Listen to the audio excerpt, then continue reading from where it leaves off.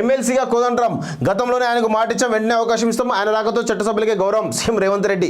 తెలంగాణ జనసమితి అధినేత కోదండరాం అతి త్వరలో ఎమ్మెల్సీ కాబోతున్నారు. వెంటనే ఆయన ఎమ్మెల్సీ చేయాల్సిన అవసరం ఉందని, త్వరలోనే అది కార్యరూపం దాలుస్తుందని సీఎం రేవంత్ రెడ్డి స్పష్టం చేశారు. గతంలో ఆయనతో కాంగ్రెస్ పార్టీ జరిపిన సంప్రదింపుల టైంలోనే 2 ఎమ్మెల్సీ స్థానాలు, కొన్ని చైర్మన్ పోస్టులు ఇస్తామని హామీ ఇచ్చినట్టు గుర్తు చేశారు. శనివారం ఆయన ఒక ఛానల్కి ఇచ్చిన ఇంటర్వ్యూలో పై వ్యాఖ్యలు చేశారు. ప్రొఫెసర్ కోదండరాంతో ఎన్నికల సమయంలో చర్చలు జరిగినప్పుడు 2 ఎమ్మెల్సీలు, కొన్ని చైర్మన్ పోస్టులు ఇస్తామని మాటిచ్చాం.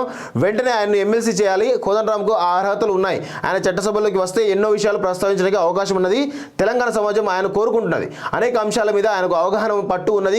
కోదండరాం రాక చట్టసభలకే గౌరవం కలిగిస్తుంది. లేదంటే రియల్ ఎస్టేట్ దళాలతో చట్టసభలు నిండిపోతాయి. కౌన్సిల్లో కూర్చొని ఇప్పటి పరిస్థితి చూస్తుంటే ఇరానీ కేఫ్లో కూర్చొని రియల్ ఎస్టేట్ అమ్మకాలు, కొనుగోలు ఒప్పందాలు చేసుకున్నట్లు అనిపిస్తున్నది. నేను తొలిసారి ఎమ్మెల్సీ అయినప్పుడు సభలో చుక్కారామయ్య, ప్రొఫెసర్ నాగేశ్వర్ లాంటి హేమీలు ఉండేవారు. ఎంతో నేర్చుకోవచ్చు అనే ఫీలింగ్ ఉండేది. వారు సభలోకి రాగానే లేచి నిల్చొని గౌరవం ఇచ్చేవాళ్ళం. ఇప్పుడు చూస్తే దొరగారి వ్యవహారంతో ఎంత మార్పు వచ్చిందో కనిపిస్తున్నదని సీఎం వ్యాఖ్యానించారు. సో వాస్తవంగా ఎమ్మెల్సీగా కోదండరాం గారు ఉండాల్సిందే. ఇది ఎమ్మెల్సీగా కాదు, వాస్తవం చెప్పాలంటే మంత్రిగా అవకాశం కల్పించాలి. రేవంత్ రెడ్డి గారు మంత్రిగా అవకాశం కల్పిస్తే చాలా పద్ధతిగా ఉంటుంది. మీరు కూడా వాళ్లకు కోదండరాం గారికి విలువ ఇచ్చినట్టు ఉంటుంది.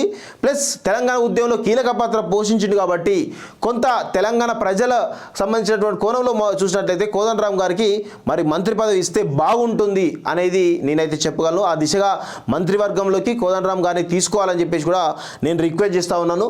సో మీ ఇష్టం, అంటే అది మేమైతే రిక్వెస్ట్ చేస్తూ ఉన్నాం. చేస్తే మీకే మంచిది, మీకు లేదంటే మీ కర్మ, మేమేం చేయలేము వాస్తవంగా చెప్పాలంటే.